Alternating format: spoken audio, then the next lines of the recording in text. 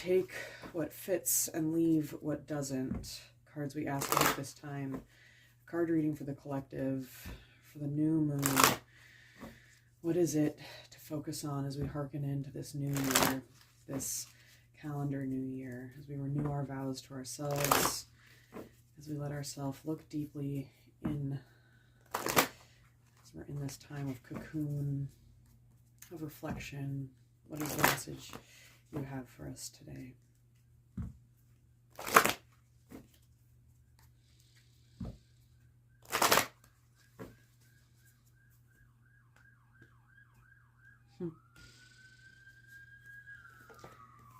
Alrighty.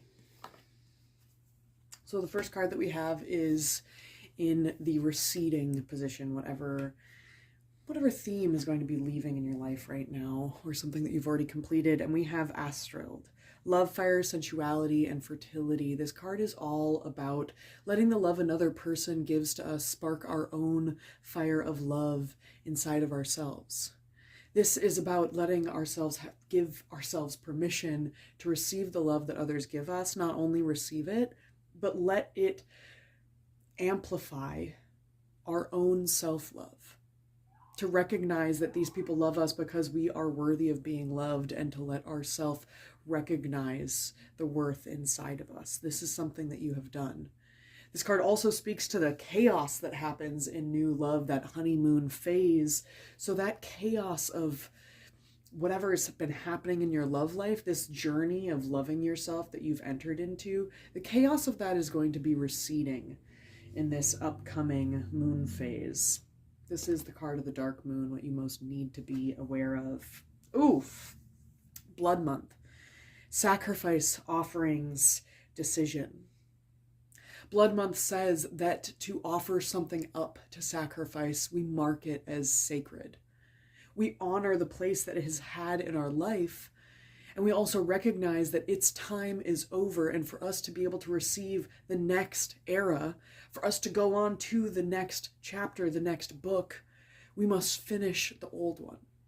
We must close the previous book. So Blood Month is saying it is time for you to make that sacred offering. To let go of the things in your past, the patterns, the habits, the people, the behaviors. To decide mindfully what you are willing to let go of. What you are willing to make space for, so that new things can come into your life. This is not an easy time, but it is one of great importance. This is the card of the new moon. What you most need to be aware of, this is what you most need to be aware of. This is the card of intention. How to think, where to move from as you move forward. The Elf Queen. Introverted, burden, responsibility. This card speaks to not sacrificing yourself simply because there are those that are noisier and more entitled. To let yourself be the one that you tend to, releasing responsibilities that are not yours. Releasing things. The Elf Queen says that there are things that have built up in your life, these sirens, the importance. Also, I live next to a fire department, so that fire truck going by. Fire though. Love fire, Astrilled here. Anyway, refocusing. The Elf Queen asks you to take inventory of the things in your life and to truly let go of things that are not yours to carry.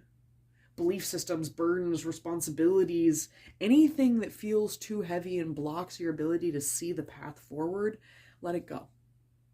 That is not yours to hold. And in fact, there are even times when holding the responsibility that is rightly someone else's is actually an act of enabling, because you are not allowing the other person to experience their own repercussions, which is the way that people learn. You are not saving them the pain. Sometimes people need that to be able to catalyze their own change. So let it go. Here's our card of action, the Dreamer. visions, trance, apparitions.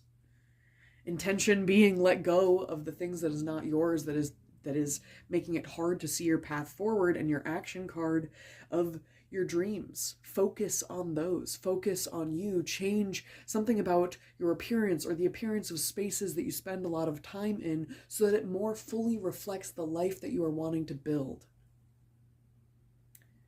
Maybe you don't write out all of your resolutions. Maybe instead you write out what you want to see at the end of this quarter, at the end of this year, even at the end of this next moon cycle. Let your length be as long as it feels helpful for you. You can write down the things that you want to complete in the next week. You can write down the things that you want to let go of and what that would look like during this next moon cycle. Or you can write a letter to future you. Write a letter to December 2026 you. What is it you would want to thank them for? What is it you would want to see them build? Could be a fun activity for the New Year's. Here we have what will come about, what will be empowered. And that is peace. Pause. This card, Issa, speaks to having stopped fighting the wars outside because we have won the battle within. Not to have to over-explain or prove ourselves to anybody. This process of having let the love you receive from others spark your own love fire in return, and with doing that, letting go of all the things that do not serve you and support you on your journey, especially the ones that are rightfully other people's burdens that block your ability to see your path, and instead focusing fully on your dreams and your life and what you want to have come forward, it is going to be a time where you build a better relationship with yourself, where you turn inwards and you let the change be worked internally, because you don't need to prove it to other people.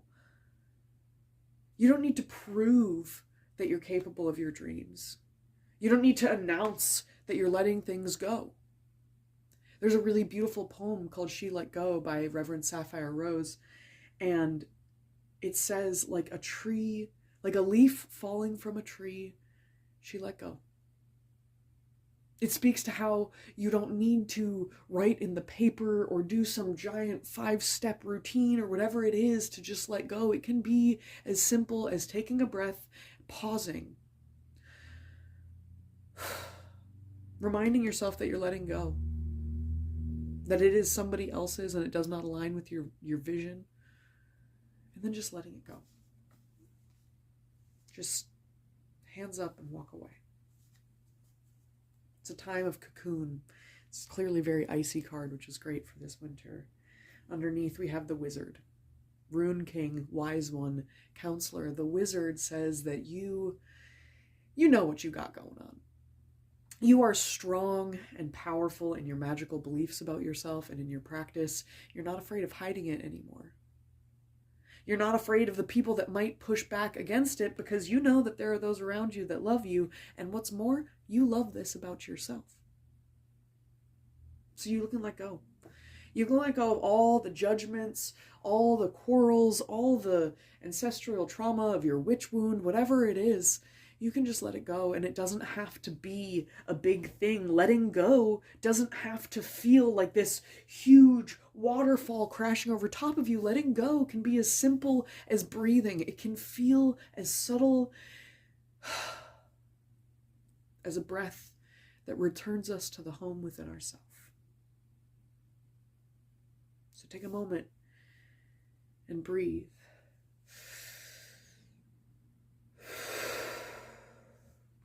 Let this message sink in.